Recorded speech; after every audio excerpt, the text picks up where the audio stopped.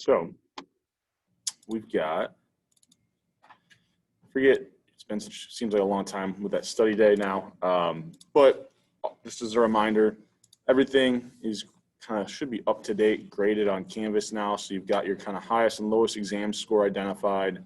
That third Excel assignment is all graded, and yeah, everything should be kind of factoring in, giving you guys a pretty good idea about where your grade's at now. Currently got that Connect and Excel assignment that are out there. The due date's quite a bit ways away. We will, after today, have everything you need to get through 2/3 of this Excel assignment, and we'll finish it up, kind of the material on Tuesday. For the Connect assignment, you should probably be able to work through, I would say, most of the questions, maybe the last couple. It will be what we kind of finish covering on Tuesday after today's class. So where we left off, I think I had kind of introduced the idea of this, looking at the difference between sample means when we only have the sample variances. So this is going to look almost identical to what we were doing before when we were looking at the difference in sample means. It's just that instead of population variances, we're using those sample variances to find confidence intervals and do some hypothesis testing. We also are going to have to use the student t-distribution, right? Which I believe I introduced, and correct me if I'm wrong, did I kind of introduce this idea on Monday? Maybe not. So the idea was, not much has changed from what we were doing before, other than we need to use the student t-distribution. The problem is, what's our degrees of freedom going to be? So it used to be with one population, it was just n-1. Well, now we've got two sample sizes. So do I add the sample sizes up, subtract 2, add them up, subtract by 1? Well, the real kind of way we find that degrees of freedom, which is identified as delta here, is through this equation. So it looks pretty nasty. Really all that you're putting into this, though, are the two sample variances and the two sample sizes.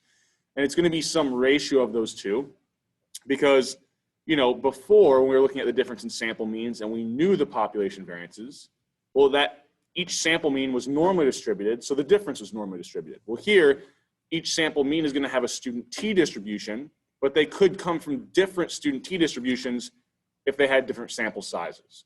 So this is trying to kind of do somewhat of like an average between the two student t-distributions and then kind of choosing, the one that's kind of in the middle of them, or like you kind of using weights of, one population might have a different sample size than the other. So I'm not going to I'm not going to ask you to find the degrees of freedom on an exam or even in Excel. You might have to do it on Connect, right? Since you've got quite a bit longer time to kind of work through those problems. But on the exam, I will be giving you kind of what that degrees of freedom is, okay? Because this is just, it's just easy, an equation where it's easy to make a mistake in all this. Now, one thing that'll happen, we'll see in Excel, hopefully we'll get to that example today, that once I calculate this degrees of freedom, if it's, 80.79, I'll always kind of round it down or push it down to the next integer. So even if it's 80.79, I would use 80 as my degrees of freedom, right? We go to that student t-distribution, right? My degrees of freedom are all integer values, right? So I need to have an integer value. Okay? But once I kind of have this down, I can find my degrees of freedom. All the steps are exactly the same. Identify the two sample means. Now instead of population variances, I have sample variances, sample sizes, whatever my alpha is. Instead of finding the z value, I now find the t value that gives me alpha over 2 on either side of the confidence interval. Now once I have that t value, it's just a matter of plugging everything in. Okay? Subtract our margin of error at the lower bound, add the margin of error at the upper bound.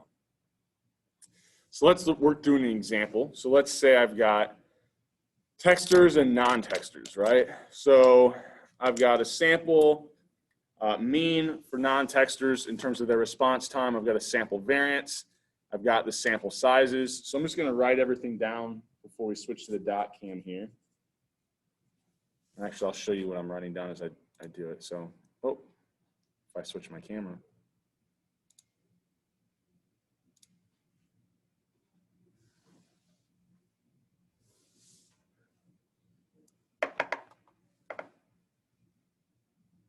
Let's see.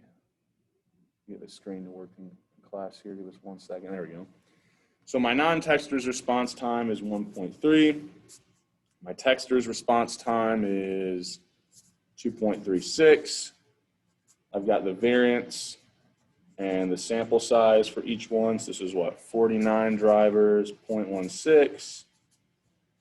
For my texters, I had 64 drivers, variance of 1.44. Okay. So if I want a 90% confidence interval, my alpha is going to be what value? Well, alpha is the area outside my interval in decimal form. So 90% confidence interval, 10% is outside, so an alpha of 0.1. Okay. So what I'm thinking about here is I need to take, oh, if I can get there. Hold on, mouse is, there we go. I just basically need to input everything into this equation, right? I've got my two sample means, I've got my two sample variances, my two sample sizes. Really the only step left is to find this t-value, okay? So first of all, if I just think about what is this going to be centered around, so if I think about taking the response time for my non-texters minus that of my texters, right? I have 1.3 minus 2.36. Or I can think of this as my sample difference of what? Negative 1.06. Okay. And then I'm going to add and subtract something to that to get my lower and upper bound. So let's look up that t-value. Okay, so alpha is 0.1. So I need to plug in everything. Oops, actually, let's go to the example we had. There we go. I basically just need to plug in my sample variances and my sample sizes to figure out what this degrees of freedom is, or delta. Now, if I've got 80.39, I said I always push that down to the next lowest integer. So my delta, or my degrees of freedom here, is going to be 80. So I've got degrees of freedom of 80. What am I kind of trying to do? Well, I've got this idea that I'm looking at a student t-distribution. I want to find the t-value such that if I go that many standard deviations to the left and the right of that sample difference I found, there will be alpha over 2 kind of on each side of my confidence interval, or 0.1 over 2, or 0.05. Okay. So I want 0.05 in my tails at a degrees of freedom of, we said 80. So I go to that student t table. I know the area I want in the tail is 0.05. And then I just have to go all the way down to my degrees of freedom of 80. So 1.664 should be the number of standard deviations away to the left and the right I need to go to build my confidence interval. So I've now got that t-value. At this point, it's just a matter of plugging everything in to our lower and upper bound equations. We've got our two sample means. We got this t-value. Plug in the sample variances and sample sizes. Now, similar to the other examples we do, if it helps, you can add in a step which is calculate this ahead of time. Okay. So when we're talking about this equation, what I was adding and subtracting was the t-value multiplied by square root of each group's sample variance over their sample size, which this just represented the standard deviation of this, oops, sorry, it's crooked, of the statistic that we're interested in, right? We were looking at the difference here, and I shouldn't have used, sorry, group 1 and 2. I could have wrote in NT and T, right? This is my first group, this is my second group. So you could have computed that standard deviation first, and then you would just have one value to plug in there if that makes it a little bit easier instead of entering it all in your calculator at one time, okay? But really kind of a very similar process to what we were doing before when we looked at the difference in sample means. It's just now we're using that student t-distribution. Okay.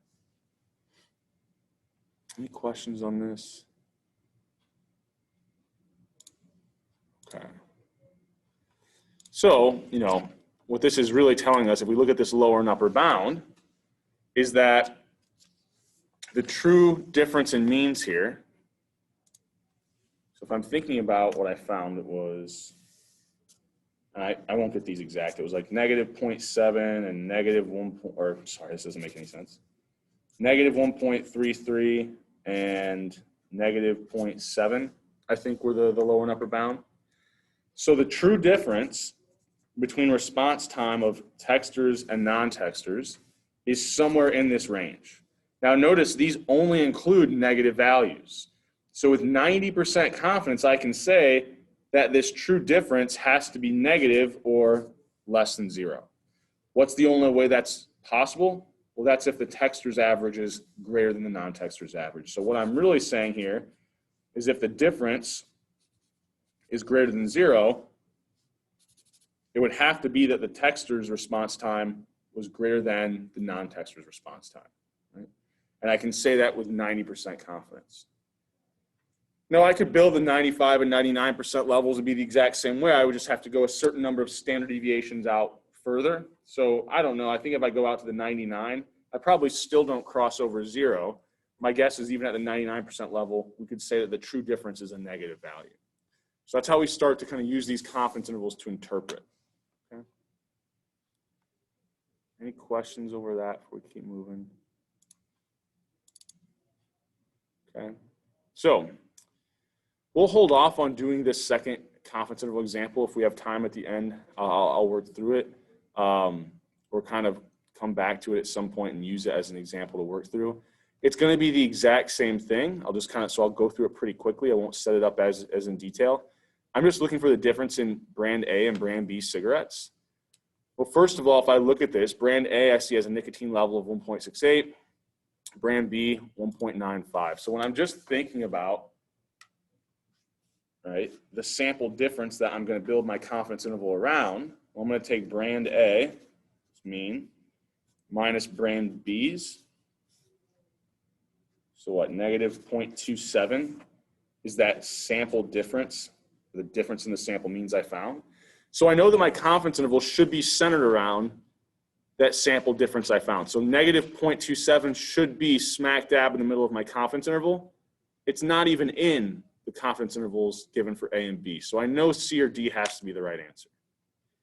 From there, it's really a matter of, like, the only difficult step at that point is finding the t value. So if I've got the 95% confidence interval, my alpha would be 0.05.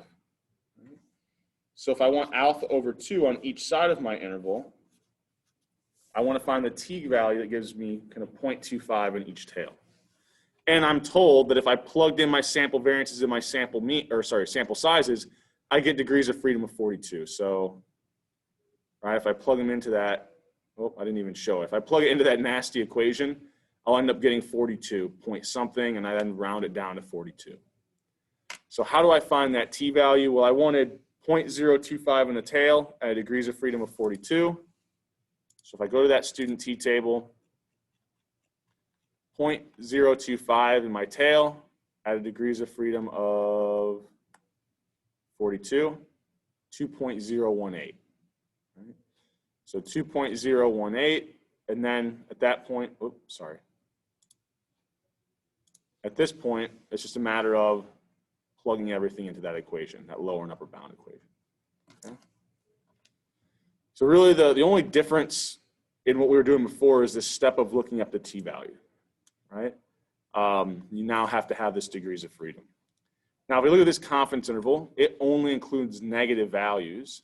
So what we would say with 95% confidence here, right, the alpha of 0.05, 95% confidence, is that the true difference between brand A, right, when we were setting this up, it was the true difference between brand A and brand B cigarettes.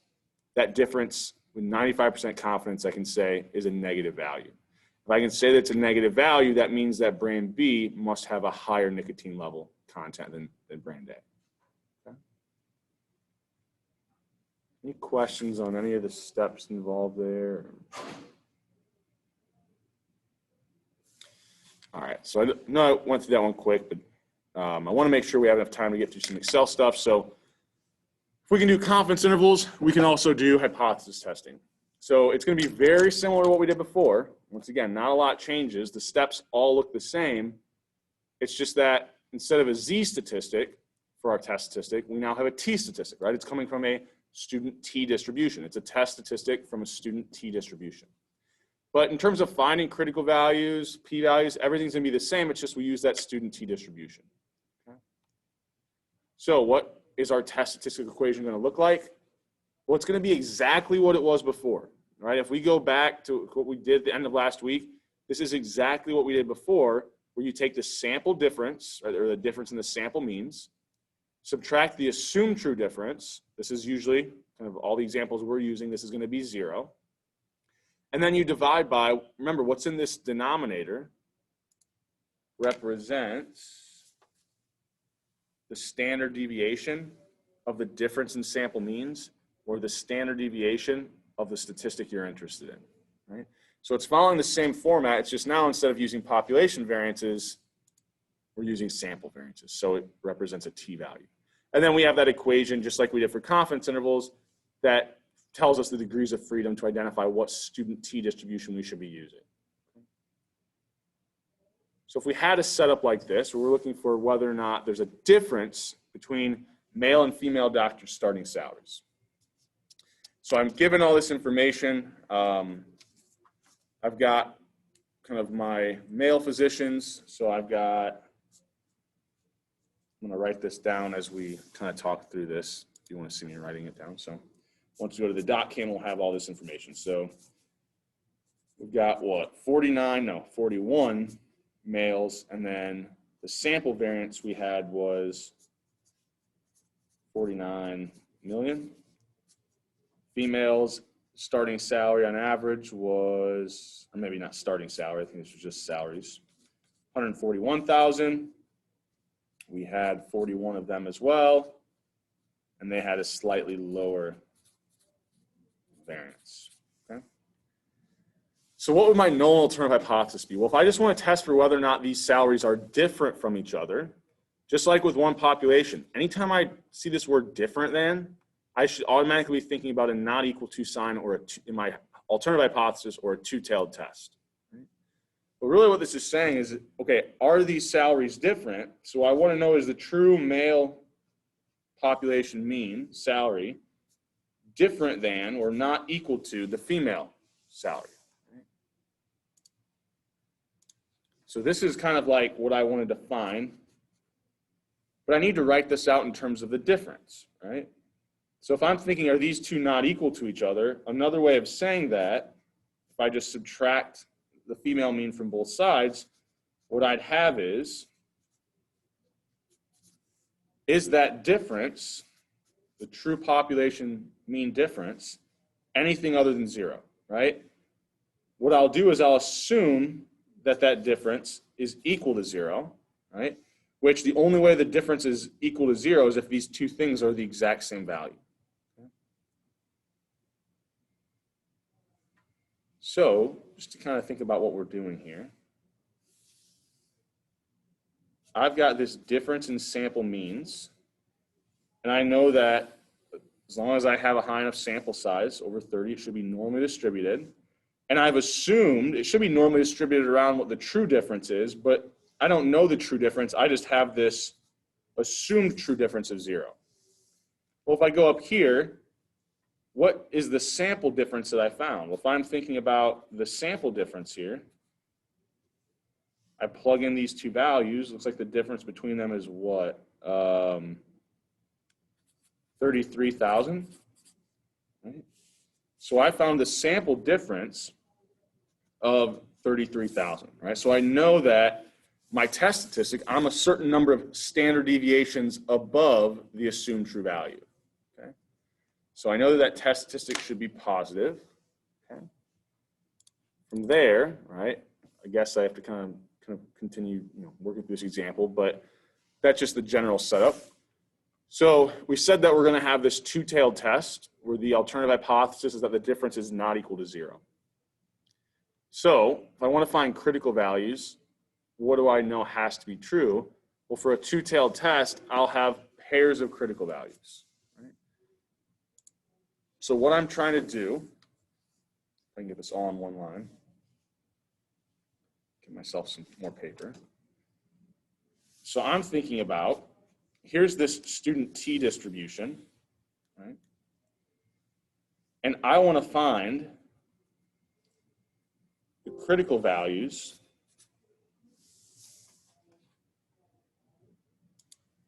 I'll have to wait.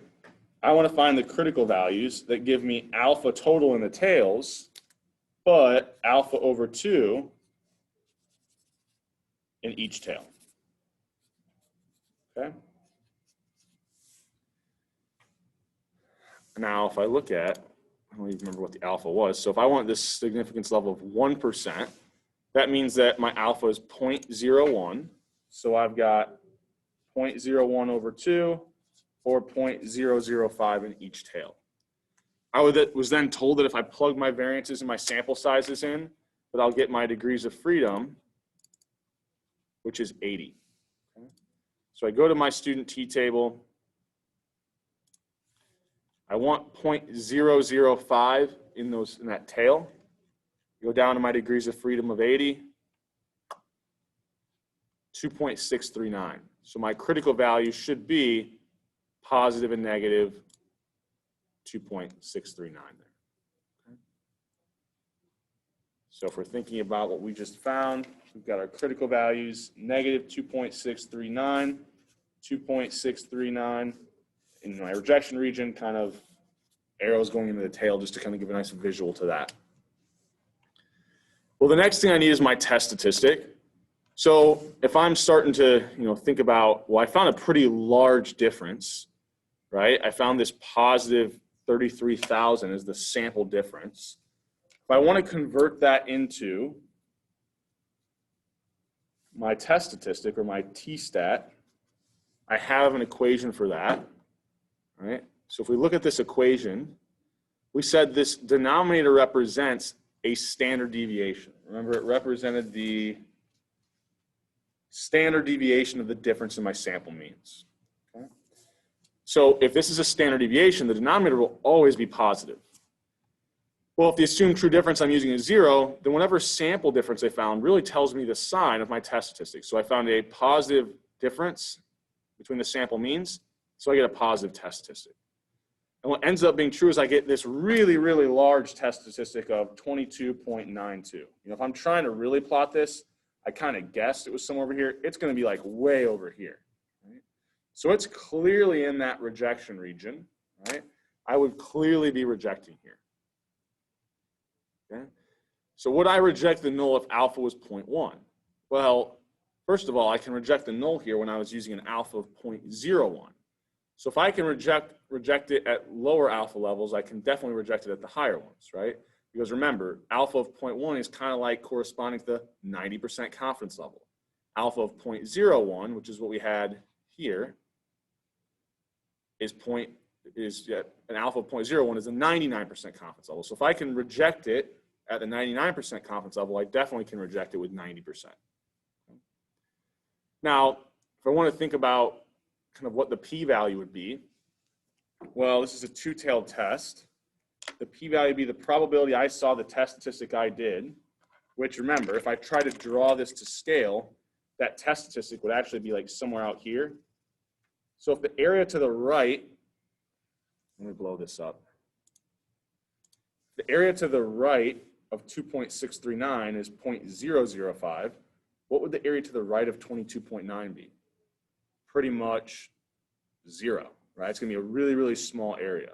So my p-value is going to be really, really small. So, something very close to 0. So it's going to be less than whatever alpha I want to compare it to. And I only reject when my p-value is less than alpha. So if my p-value is approximately 0, it's going to be less than all alphas. I'll be able to reject at every level. Okay? Any questions on that? So, the process of what we're doing with hypothesis testing, right? So 99 problems, but rejecting the null at 1, right? If I have a p-value of pretty much 0, I can reject the null at any level I want. So, the processes that we're going through for hypothesis testing, confidence intervals, really don't look any different. There's just a couple little all right, my test statistic equation looks a little different because I'm using sample instead of population variances. But the only real difference here was that we're dealing with that student t distribution. Okay. All right, any questions over anything up to this point? Otherwise, we're going to kind of jump into and do a little bit of Excel work. Okay. So we did a bunch of work last couple classes on the difference in sample means, right? Building confidence intervals, doing some hypothesis testing. We then did the difference in proportions. We did some confidence intervals. We did some hypothesis testing. So we go to this male data sheet, right? First of all, I kind of already know I'm going to cheat a little bit ahead of time here, but I've got this female BMI data on this sheet, and I've got male BMI data on this sheet, right? So what I did was I went ahead and looked at this BMI variable and calculated the mean BMI for women here, the sample variance, and that sample size. These are all functions that we should be pretty used to by now, right? The average function to find the mean, var.s to find the sample variance, and that count function gives me my sample size. So over here, I'm just going to put an equal sign in this male data worksheet. Click on the female data, hit enter, and then copy this down. And it's going to pull those values from that other worksheet. Okay? And then we're going to go ahead and say, okay, I can find the mean male BMI, Control-Shift down arrow or Command-Shift down arrow on a Mac. Use the var.s to find the sample variance of male BMI. Once again, hold Control-Shift in the down arrow or Command-Shift the down arrow on a Mac. And then I'm going to use that count function to get my male sample size. Now notice when I was plugging these values in, so before I had all of these values, these cells weren't showing you anything, right? So on your Excel homework, I did a very similar thing where if you like fill in that little like table that has the means, variance, and sample sizes, I have these two cells set up so that they'll use those cells, right? They'll reference those cells and basically have the equation, where was it? Basically has this equation entered into Excel. And then calculates your degrees of freedom. And then I use a floor function, right? You shouldn't have to set this up. This is set up for you in the Excel assignment. But it pushes it down to the next lowest integer. Notice 6,459.8 becomes 6,459. So now I've got my degrees of freedom, and I'll have that set up so it automatically does that for you. It makes it a little bit easier. So the first thing we're going to do is we're going to have to build these confidence intervals. Well, if we look at our confidence interval equation here, I can enter this into Excel, basically use Excel as a calculator. The only thing I don't have is this t-value. Well, I can use Excel to find that as well. So I want the t-value that gives me alpha over 2 on either side at this degrees of freedom. So before, what we were going to have to use here was a z-value to build these confidence intervals. So remember, we use the norm.s.inv. Okay? So norm.s.inv, it's like we knew the area in the tail and we wanted Excel to give us a z-value. Well, we now know that we want alpha over 2 in each tail, and we want Excel to tell us the z-value, or sorry, the t-value. So instead of norm.s.inv, we'll use t.inv. The area we want on each side of our interval is alpha over 2, comma, we have to tell it something else now, though, because it's a student t distribution. Well, which one? Well, the one that has a degrees of freedom of 6,459. Right? Now, when I copy this down, you would think, oh, well, first of all, I forgot something, right? The positive and negative sign are already built into my confidence interval equation, so I want just the absolute value of this, right? Okay. Now, if I copy this down, I get some errors. Why? Well, because it started updating that cell reference that had the degrees of freedom. I wanted the alpha cell reference to update, but not this degrees of freedom. So I will go over here, put some dollar signs in front of the row and column identifiers. Now when I copy it down, it keeps using the same degrees of freedom, but just updating the alpha. Okay? Now at this point, it's really just a matter of using Excel to enter this equation. On it. Jeez. Sorry. Okay. I don't know what I say that'll set that phone off sometimes. I about jumped out of my skin. All right, so we've got those t values. We just need to use Excel to be a calculator here. So the first thing I need to do is build my confidence interval around the sample difference that I found in those means, right? Males minus females. Lower bound, I'll need to subtract that t-value multiplied by, now remember, we said you could have calculated this standard deviation ahead of time, or you can plug it in all at one time. So I'm just going to do it all at one time because the other examples, I've showed you the intermediate way to do it. You know, we would go up here and put the standard deviation of the difference in sample means, or I can just type it all in one cell. So it was the square root of the first group's sample variance divided by their sample size, plus the second group's sample variance divided by their sample size. Now, when I copy this equation down to build my other confidence intervals, the only thing I really want to change in this equation is the t-value, right? Nothing else should change, so I'm going to highlight these cell references, F4 or Command T on a Mac, highlight these over here, F4, Command T on a Mac. Now, everything should stay the same except for this t-value when I copy it down. Sure enough, it did. Okay. So I've got my lower bounds. I'm going to go in. Probably the easiest way to do this is highlight this equation, copy it, paste it. It's the exact same equation. It didn't update any of the cell references. And then just change that negative to a positive sign. So I'm adding my margin of error to get my upper bound. But once I have that, copy that down, and I've got my 3 confidence intervals. Okay. It's really the same process we were using before, just now we have to use that student t distribution. Okay. Any questions on that before we kind of move to doing some hypothesis testing? All right. So let's set up a two-tailed test here. I think in the other examples that we've done up to this point, we did a right and a left-tailed test. So let's do a two-tailed test. Oh, wrong data sheet, mail data. So the easiest one, you know, basically if we want to calculate our test statistic, we're just going to be using Excel. And I don't even know if I have this written down. I think we were just using the slides when I was looking at this equation. So let me flip to those. We're really just trying to get this equation entered into Excel. Right? So I'm going to go ahead and do that. So it's going to be take the male, all right, minus the female mean, and then subtract that assumed true degrees of freedom. That's my numerator, so I'm going to put parentheses around that. I'll then divide that by the square root of each group's sample variance divided by that group's sample size. Add to that the next group sample variance divided by their sample size, right? So I'm just getting that test statistic equation entered into Excel.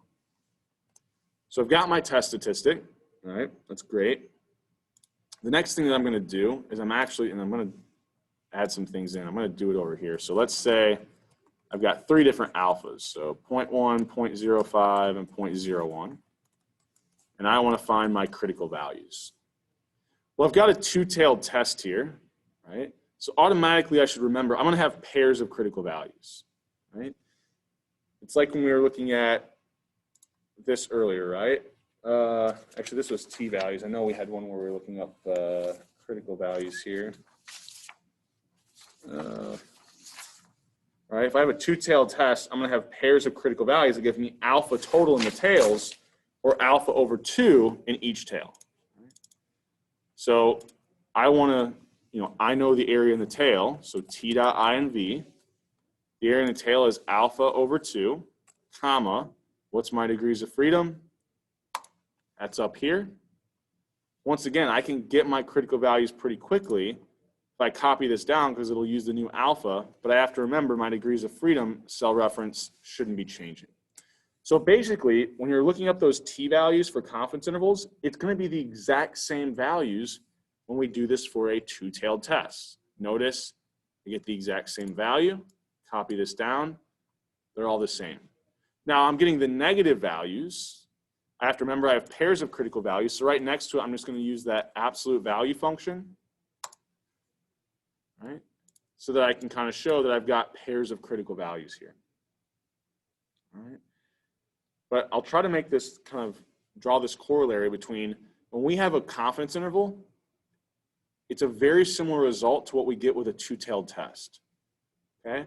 So notice our critical values are going to be the same as the t-values we're using to build a confidence interval. What should end up being true is that, look, at the 90% confidence level, I know the true difference is somewhere in this range. So it's all negative values. So 0 can't be one of the true differences here. At the 95% level, it's also saying 0 is not one of the true differences. At the 99% level, though, 0 could be a true difference. Right? So when I do a hypothesis test for is that assumed true difference value of 0, well, at the 99% level, I shouldn't be rejecting that. It could be the true difference. However, at the 90 and 95, it's not in the confidence interval. If I do a hypothesis test for that value of 0, I should reject it because it's not in those confidence intervals. And the outcomes of the confidence intervals kind of line up with a two-tailed test. So, sure enough, if I look at this, if I were to try to plot this out, I'll try to draw this as big as I can here. And I've got two sides here, but my test statistic's only on one side, so I'm really going to kind of focus on these negative values. So I've got what? Negative 2.57, negative 1.96, negative 1.645. Here's my rejection regions. These corresponded to the 1, 5, and 10% levels. Now I had my positive critical values over here as well, but it doesn't really matter that much because my test statistic was negative 2.36. So that would be somewhere like right here. So I'm in the rejection region at the 5 and 10% level, so I can reject, but not at the 99% level, so I would fail to reject here at the 1% significance level or at the 99% confidence level. Okay. Which is what my confidence intervals were telling me as well. At the 90 and 95% confidence level, right, I could actually say 0 isn't in that range. At the 99% level, however, 0 is in that range. Right? So the kind of results line up exactly with this confidence interval and this two-tailed test. Now, if I wanted my p-value, right, I've got this test statistic. The p-value is the probability I saw something as far away from the assumed true mean that I did, or this many standard deviations away, or something even further that goes against the null.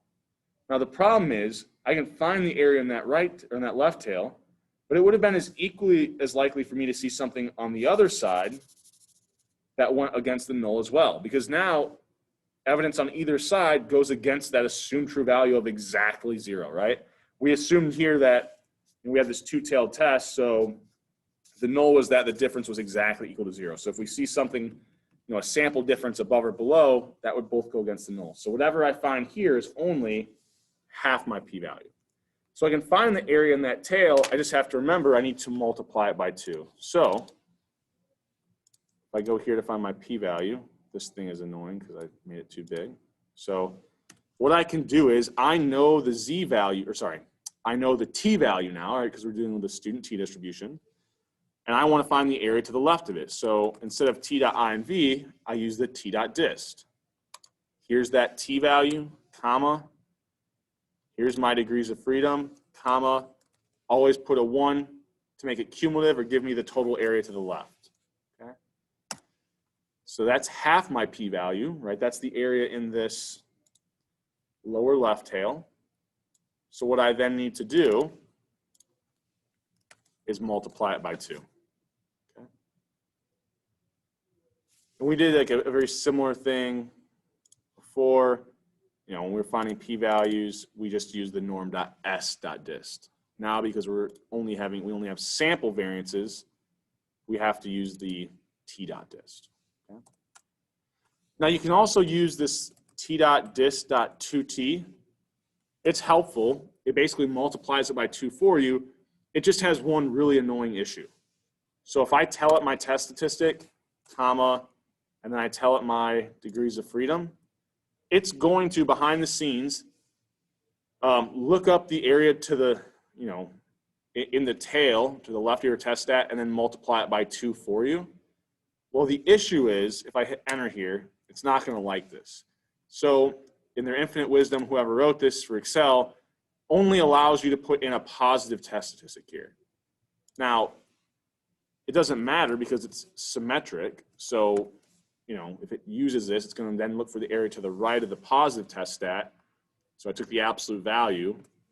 Now it can do it for me. Now I think this is a better way to do it just because it's a little bit less black boxy and really because you can get that error from when your test statistic is negative, all this is really doing is multiplying by 2 for you. So, I think it's probably easier to kind of use the other one, but there are multiple ways of doing it here. The other way you could do this is a built-in kind of shortcut, which is this t.test. Okay? So this is, I ask you to do it on the Excel homework first, kind of finding all these things, and then I tell you find the p-value using the kind of built-in shortcut. So I'll show you how it works, and then I'll show you its shortcoming. Okay? So first of all, we're going to select the original variables that we were calculating the mean for. So female and male BMI. So I'm going to go to the female data, select that. I'm going to go back here. Oh, that's not what I wanted to do. So I'm going to go to the female data. I'm going to select this BMI variable. Right. I'm then going to go up here, comma, go back to the male data. Now notice it'll put in the male data reference since I switched sheets. I don't really need that since I'm on that worksheet, so I'm just going to get rid of that and make it a little bit easier. So I first selected that first array, which was the female BMI variable. I'm then going to select the male data. Right, and I want to make sure that you guys can see this. Now, like I said, I don't need that male data in there. It's okay if it is in there. That's fine. Then I'm going to tell it how many tails. Well, I'm doing a 2-tailed test, so I'll put a 2 in there, comma. If I was doing a 1-tailed or left or right-tailed test, I just put a 1 in. And then here I've got 3 options. So we haven't done matched pairs yet. That's what we'll do on Tuesday. That's what we'll do on Monday. If we were doing matched pairs, we'd put a 1 in here. But what we're doing is we have 2 samples, right? 2 sample means, and the variances aren't the same. So we're only ever going to use examples in this class where we're using a 1 or a 3 here. We haven't covered the matched pairs, so right now we're just going to use that 3. The 2 option would be if we had 2 sample means and they came from something that had the exact same population variance. There are situations where that is possible. Most of the time, that's not the case, right? Most of the time, we're going to have 2 sample means that come from something that has a different variance, right? Different sample or different population variance. So we're going to choose that option of 3 there. Okay. Now, what this is going to do is it tells Excel, calculate the sample means from these 2 variables, calculate the sample variances, calculate the sample sizes, determine the degrees of freedom, plug everything into that test statistic equation, look that test statistic equation up in that student t-distribution. It's a 2-tailed test, so when you find that area, multiply it by 2, and then spit back out at me that value, which should represent that p-value. Right? And if I make this go out to more decimals, you can kind of see this is the exact same, about 1 more decimal, so you can see this is the same value. Okay. Any questions on that? All right. So we've got multiple ways of doing the same thing. Right? Yeah, any questions on that? Are we okay with that? Okay. So, you'll have to do it both ways on the Excel assignment. But one thing I want to point out is the limitation. So I said I'm always going to use this assumed true difference of 0 for you, right? Well, what if instead I wanted to do something like this? So when I'm saying I have an assumed true difference of 0, what I'm really thinking about is when I look at the difference between these 2 groups, I'm saying, is that, well, I'll use a non-2-tailed example because it makes a little more sense, right? So is this difference greater than 0? Or I think here we did males and females, right? So is the male kind of BMI average greater than the female. Well, if I do find that the difference is positive, maybe I want to start doing like something like this, like is male BMI at least 1 point higher than female BMI, right? Well, then if I rewrite this as a difference, I'm really saying, okay, now I have this assumed true difference that's not 0, it's 1.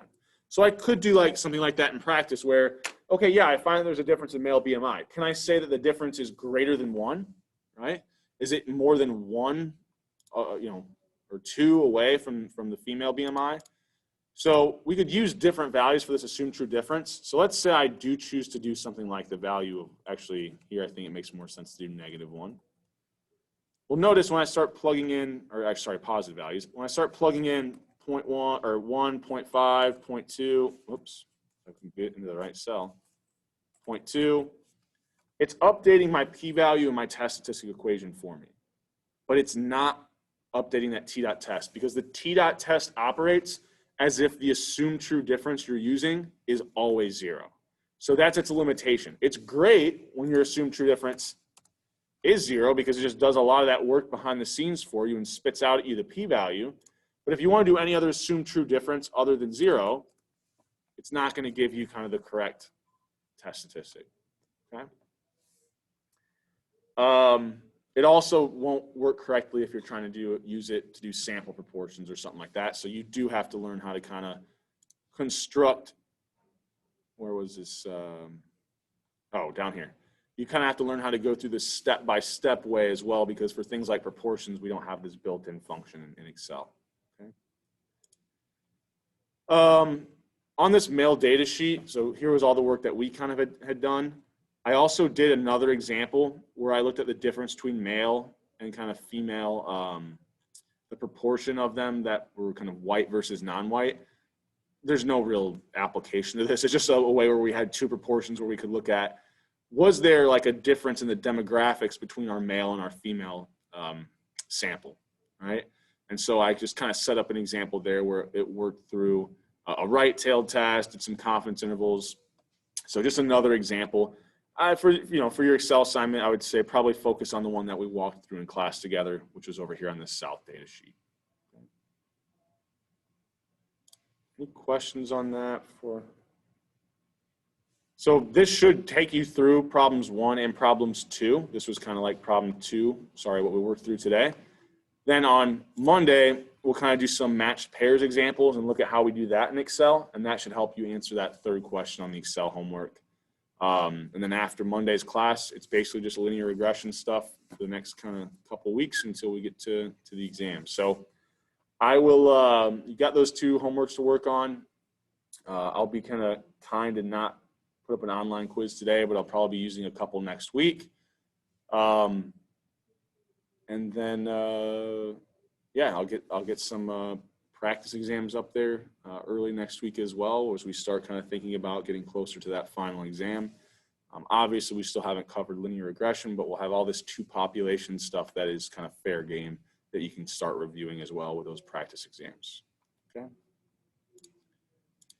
Any questions from me before we get out of here today? All right. That does it for us today. I will see you guys on Monday.